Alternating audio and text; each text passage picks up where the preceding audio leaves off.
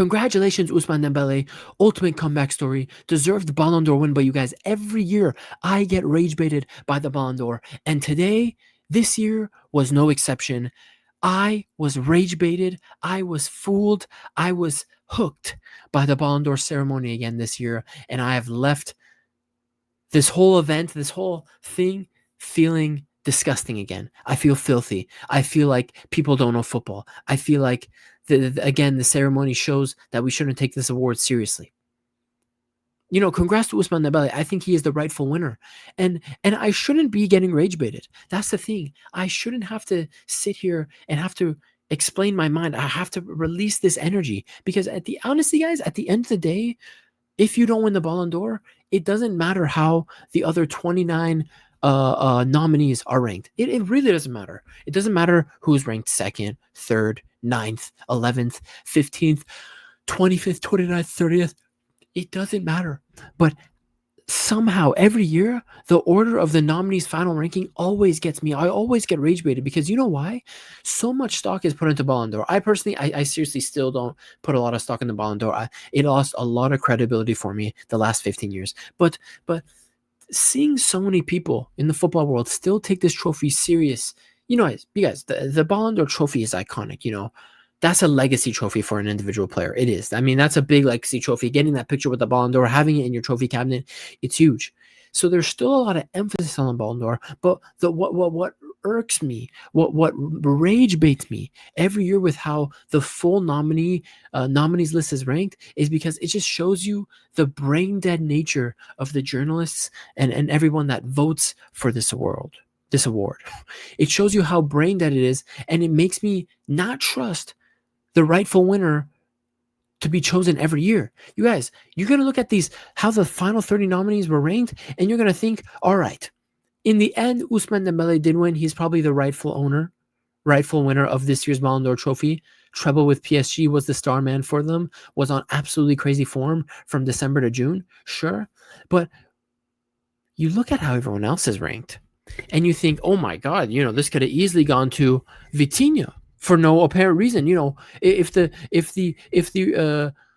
journalists and everyone who voted for the Ballon d'Or, who participated in the Ballon d'Or voting, were feeling a little more retarded on a certain day, they could have chosen someone completely out of the stratosphere of thought to win this trophy. It's just seeing how the full 30 nominees are ranked does not give me a lot of trust in the voting system that is put in place to award this so-called best player in the world award. Because yes, there's the FIFA Best Awards, and honestly, I think that's a much more credible individual trophy, being named the FIFA Best Player of the Year over the Ballon d'Or. But because of history, because of legacy, because of how it looks, the last 25, 30 years, 40 years, the Ballon d'Or is the golden standard for the individual trophy. It still is. It's going to be hard to topple it. And seeing how the 30 nominees are voted, it's just disgusting. And just look at this. This is how the final 30 were ranked. Let's start at the bottom, man. Michael Olise. I mean, this is how I knew you guys, the first nominee rage baited me instantly. I mean, instantly I was hooked on the rage bait. Michael Olise 30th. Are we serious right now? Let's be honest, man. Michael Olise should at least be top 15. I mean, look at everyone ahead of him. He was better than Verts last year. Van Dijk, debatable. He was better than Declan Rice. He was better than Erling Haaland. He was better than Denzel Dumfries. He was better than Fabian Ruiz, debatable. He was better than Jude Bellingham, McAllister, Guirassy, Martinez. João Neves, debatable. He was better than McTominay, Lewandowski, Vinicius. He was better than Gyökeres. He was better than Doué all season long. He was better than Kvicha all season long. He was better than Cole Palmer all season long. So Olise being 30th is so disgusting. It's so disgusting. And I was instantly hooked on the rage bait. You look at Florian Wirtz, 29th. I think it's fair for him. Him being at the bottom of the 30-man list is fair. Now, I think a lot of people are being a little too disrespectful, saying Florian Wirtz shouldn't have even been in the 30 nominees. I don't agree. Yes, Leverkusen wasn't as good last year, But Florian Wirtz still played at an incredibly high level for Bayer Leverkusen last season. He deserves to be in the top 30 nominees. Van Dijk needs to be higher. If Mohamed Salah is getting fourth place for playing half a season Mohamed Salah showed up for was world class. It's the greatest form we've ever seen him in, right? But Virgil van Dijk, for that same Liverpool team, gave you a consistent full 9-month season playing at the top level. Virgil van Dijk should have been top 10. Honestly, Virgil van Dijk deserved a higher place than Mohamed Salah. I'm sorry, guys. I'm sorry. I'm not blinded by attacker's bias, who scores the goals, who gets the assist. I'm a man of defense. I understand the art of defending. I am part of Defenders FC. Virgil van Dijk should have been top 10. He at least should have been higher than his teammate Mohamed Salah. Declan Rice shouldn't be on the list. Erling Haaland, honestly, based off his last season, he shouldn't be on the list. Anyway, he shouldn't have been nominated. Dumfries, cool. And he had big moments in the Champions League, the goals against Barcelona. Okay, I'll let it slide. Denzel Dumfries, welcome. Fabian Ruiz, too low. Jude Bellingham shouldn't have been nominated. Jude Bellingham shouldn't have been nominated for the season he had last year. He was awful. He was far, far, far below his previous standards he set the season prior. Alexis McAllister, very borderline top 30. I mean, really, I don't think I would have put him in my 30 nominations. Gurasi, deserved. Lautaro Martinez, borderline. The run for Inter is the reason why Martinez is in here. João Neves needed to be higher. McTominay, this is a fair position for McTominay. Like, this is one of the positions out of the 30 where I wasn't mad. I was like, you know what, McTominay, Serie A MVP, basically player of the year in Italy, led one of the main leaders of that Napoli team that led them to a league title. Sure, McTominay being in here, I'm all for it. Lewandowski, fair. Probably a little higher. Lewandowski should be maybe top 15 at least. But listen, his general performance last year was good, but it wasn't like top 10 good. You know, the real stars of the Barcelona attack were Lamine Yamal or Rafinha. I will admit that as a Lewandowski dick rider. But yeah, Vinicius Jr., he either has to be in the bottom 5 or not nominated for this list. Gyökeres, stat padding FC right there in Portugal. We all know now, seeing his level in the Premier League, he's not a top 30 Ballon d'Or nominee. Desiree Doué, much lower. I think out of all the PSG players, he needs to be much lower. Yes, he had a big moment scoring in the Champions League final, but he should be much lower. Harry Kane. Honestly, I saw a lot of people getting mad about this Harry Kane 13th. I actually wasn't too mad about Harry Kane being 13th. The reason why is, and Bayern fans back me up on this, Harry Kane, let's keep it a stack, and I have all my post-match reactions on my channel to back me up.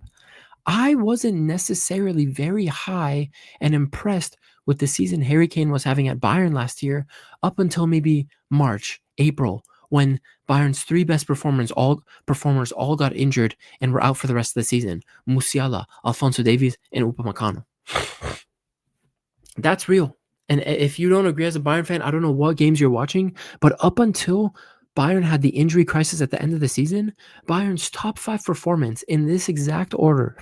Bayern's top 5 performers last year were Musiala, then Upamecano, then Alphonso Davies, then Michael Olise, then Harry Kane. So honestly, I think Michael Olise should have been higher than Harry Kane in this list. But I wasn't mad at, like, Olise should have been like a 11th or 10th. That would have been perfect. Harry Kane, I think 13th is a good position, but I'm just saying that a lot of people were saying he should be top 10. He should be near top 5. I honestly don't believe so. You know, he was for 70% of the season last year for Bayern, he was only the 5th best performer in that team. That's keeping it real. Musiala, Upamecano, Alphonso Davies, not Desiree Doué, Michael Olise were all better than him most of the season, more consistent, more impactful for that Bayern team last year. So 13th is a very good spot for Harry Kane. Kivicha, a good spot. Pedri, 11th. I mean, what the fuck? You guys, Pedri, in my opinion, had to be 2nd place. I know I don't know if I gave it in the beginning of my video by what my top 3 would have been. But honestly, I would have had Pedri 2nd place. Yes, Lamine Yamal. Yes, Rafinha, the stars of that Barcelona attack. But the heart and soul of that Barcelona team, and I talked about it multiple times last season throughout, Pedri is the heart and soul of that Barcelona team. Pedri should have been higher than Rafinha. Pedri should have been higher than Lamine Yamal, and I'll die on that hill. I will die on that hill. Pedri in 11th is disgusting. Pedri in 11th is disgraceful. This is just another one that rage baited me. I was raging at work today, guys. I was slamming my head into my phone thinking, what the fuck? How can you logically put Pedri this low? How?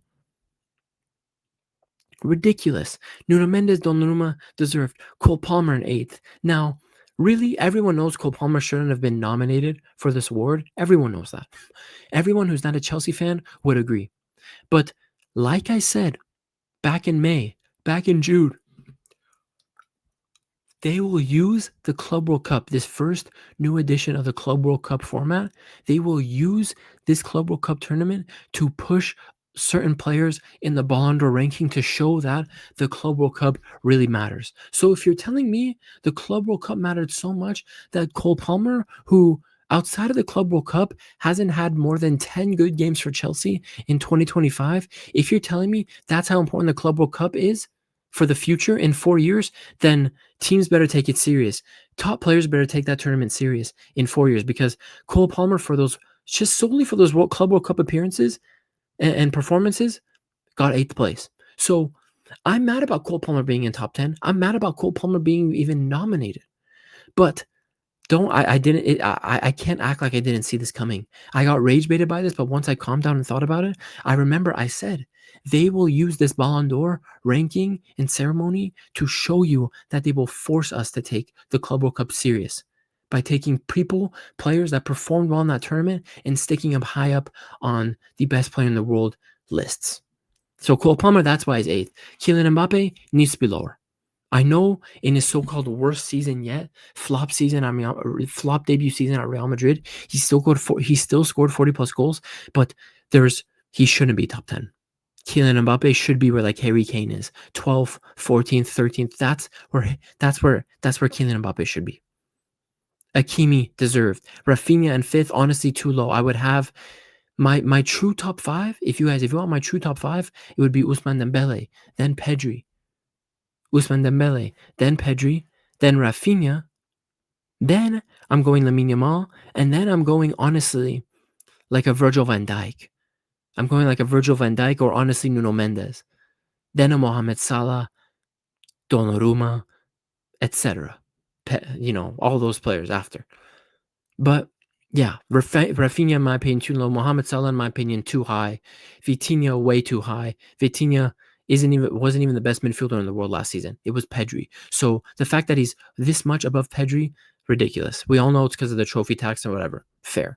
But again, it doesn't matter what the 30-man ranking is, because the only thing that matters is who wins. But the point I'm trying to make in this video is that because so much stock is taken into the Ballon d'Or and who wins it and how much of a legacy trophy it is, it's still very concerning to see that in the same award ceremony, out of these 30 players that were nominated, which let's be honest, 6 to 8 of these players on this nomination list should have been nominated. To see how the final 30 nominees were ranked officially after the voting, it's concerning. It shows you a very limited, very low IQ level of football knowledge for the people that get the privilege to vote for this. Honestly, I would have been a much better person to be able to vote for this award than those retarded journalists. Let's be honest. I'm keeping it a stack 100.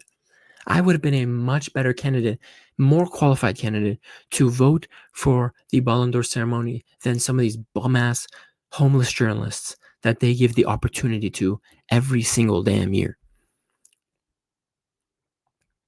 To Ousmane Dembele, congratulations, but the rest of this list, man, the rest of this list. Somebody smell like shit!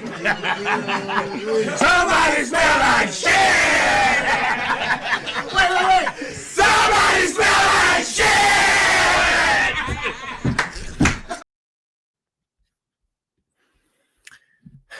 It's been your boy Hokage. I'm back with the video. I was away on a little vacation to San Francisco. I'm back with the content crack. I'll see you guys in the next one. Fuck the Ballon d'Or. Congratulations, Ousmane Dembele. Pedri should have been higher.